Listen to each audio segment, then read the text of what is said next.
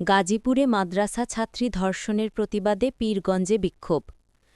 গাজীপুরে ১৩ বছর বয়সী এক মাদ্রাসা ছাত্রী ধর্ষণের ঘটনার প্রতিবাদে রংপুরের পীরগঞ্জে বিক্ষোভ মিছিল ও সমাবেশ অনুষ্ঠিত হয়েছে।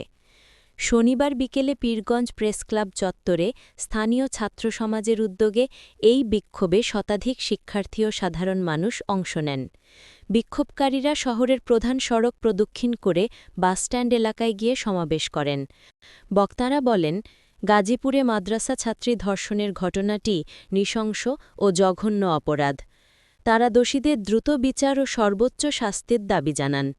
বক্তারা আরও বলেন, দেশে নারী ও শিশু নির্যাতনের পুনরাবৃত্তি রোধে প্রশাসনকে আরও কঠোর হতে হবে।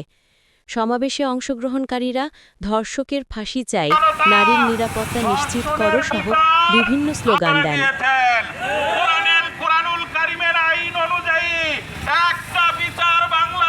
প্রতিষ্ঠিত করার সুযোগ দিন, তাহলে আর একটা ধর্ষকও বাংলার মাটিতে ধর্ষণের দুঃসাহস দেখাতে পারবে না।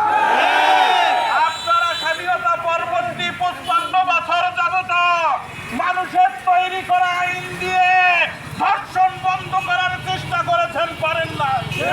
চাই না, কথা বলেন ঠিক কিনা? আমি আপনাদেরকে বলে দিতে চাই,